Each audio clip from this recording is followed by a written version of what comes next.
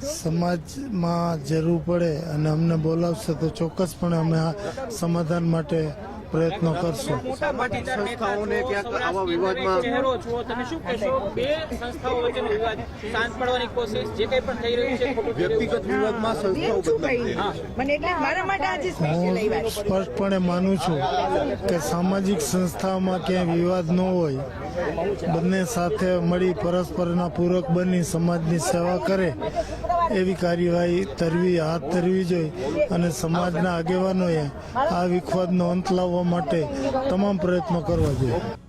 નમસ્કાર, vibes of India સાથે હું સમીર. તમે જેમને સાંભળ્યા એ છે આપણા કૃષિ મંત્રી રાઘવજી પટેલ. પાટીદાર સમાજમાં અને સૌરાષ્ટ્રમાં બહુ મોટું નામ છે અને સુલઝ્યા હુઆ રાજકારણી એવું જો આપણે કહીએ તો એવું પણ ચાલે. એમણે આજે પાટીદાર વિવાદ ચાલી રહ્યો છે એ મામલે પોતાની પ્રતિક્રિયા આપી છે કે ભાઈ જે કોઈ પણ સમાજ છે, જે સંસ્થા છે, એની વચ્ચે વિવાદ ન હોવો જોઈએ અને આ જ બાબતે આખી વાતચીત કરવી છે. કઈ રીતના આ જે વિવાદ છે એ સામે આવ્યો છે એની વાતચીત કરવી છે.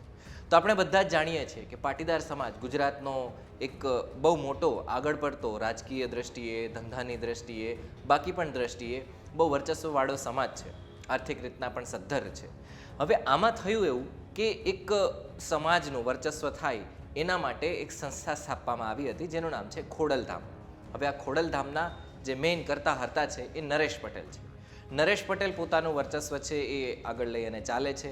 જ્યારે રાજકારણની બાબત આવે ત્યારે એમણે એવું તો કહ્યું છે કે રાજકારણ જ્યાં હશે ત્યાં સમાજનું આજે ખોડલધામવાળું જે પ્લેટફોર્મ હશે નહીં હોય, પરંતુ જ્યારે રાજકારણ કરવાનું આવે કે રીસાવાનું આવે ત્યારે નરેશ પટેલ રીસાવા બેસી જાય છે. નરેશ પટેલ પાટીદાર સમાજમાં પણ બહુ મોટું નામ છે. લેઉવા કડવા વચ્ચેનો આ વિવાદ છે એવી પણ વાતો ક્યાંક સામે આવી છે.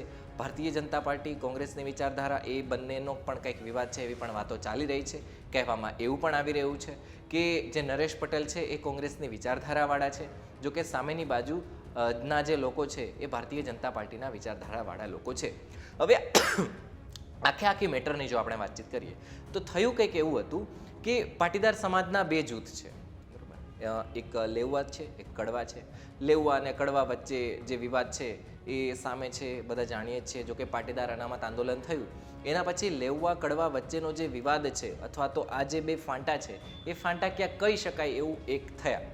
અને આ બધાની વચ્ચે આપણે જે રીતના જાણીએ છીએ મુજબ નરેશ પટેલે વાતચીત રાખી કે પાટીદાર સમાજ તરીકે આગળ આવે. હું લેઉવા છું કે હું કડવા છું એવી રીતના નહીં, હું પાટીદાર છું એવી રીતના બધા આગળ આવે. અને આના જ કારણે ખોડલધામ સંસ્થાનો પાયો નાખવામાં આવ્યો. હવે આ ખોડલધામ સંસ્થા છે એ કોંગ્રેસની વિચારધારાવાળી છે એવું લોકોનું માનવું છે. જો કે વરિષ્ઠ પત્રકાર જગદીશ મહેતાએ પણ પોતાની જે વાતચીત રાખી હતી વાઇબ્સ ઓફ ઇન્ડિયાના માધ્યમે, એમણે પણ આવી જ રીતના પોતાની વાત રાખી હતી કે નરેશ પટેલ છે એ કોંગ્રેસી વિચારધારાવાળા છે.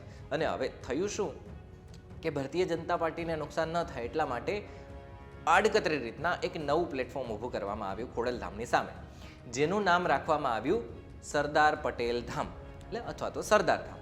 હવે આ સરદાર ધામમાં શું થાય છે તો જેટલા પણ વિદ્યાર્થીઓ છે જે પાટીદાર સમાજમાંથી આવે છે એમને ભણવા ગણવામાં આગળ આવવામાં મદદ મળે એના માટે ક્લાસીસ વગેરે કરવામાં આવે છે. યુપીએસસીમાં, જીપીએસસીમાં સારા માર્ક્સ લઈ જવામાં આવે એના માટે ટ્યુશન આપવામાં આવે છે, રહેવાની વ્યવસ્થા આપવામાં આવે છે, ભણવાની સગવડ પૂરી કરવામાં આવે છે.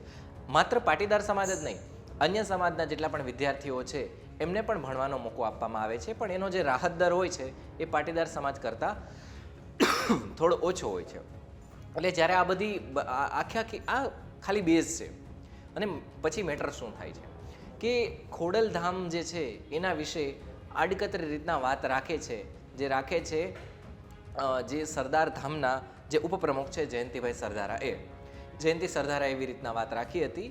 અને એના પછી જે પીઆઈ પાદરિયા છે, જે પોલીસ ઇન્સ્પેક્ટર છે, અને એવું માનવામાં આવે છે, એવું કહેવામાં આવે છે, એવી વાતો છે કે જે પીઆઈ પાદરિયા છે એ નરેશ પટેલના જમણા હાથ છે અથવા ડાબા હાથ છે, વોટેવર જે કંઈ પણ તમે માની લો એ. હવે આના પછી શું થયું કે હવે આવું થાય, કોઈ કમેન્ટ કરી જાય સરદાર ધામવાળો, તો પછી એ ખોડલધામવાળો કઈ રીતના એનું સમર્થન કરે અથવા તો એ વાત સહન કરી લે. એટલે આખો વિવાદ થયો, બરાબર. એમને રોકવામાં આવ્યા અને ગન દેખાડવામાં આવી ને હુમલો કરવામાં આવ્યો જયંતિ સરદારા ઉપર ને આખો બનાવ છે એ બન્યો. અને એના પછી જયંતિ સરદારાએ આખી વાત રાખી કે આજે હુમલો મારા ઉપર થયો એ નરેશ પટેલે હુમલો કરાવડાવ્યો હતો.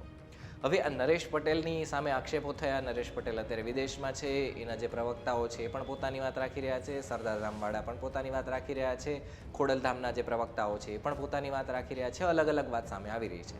પણ આ બધાની વચ્ચે જે પાટીદાર સમાજના અગ્રણી છે, સૌરાષ્ટ્રના પીઢ રાજકારણી છે અને આપણા જે કૃષિ મંત્રી છે રાઘવજી પટેલ, એમણે પણ પોતાની વાત રાખી હતી મીડિયાની સામે આજના દિવસે. તેમણે શું કહ્યું હતું ને એ પણ સાંભળીએ.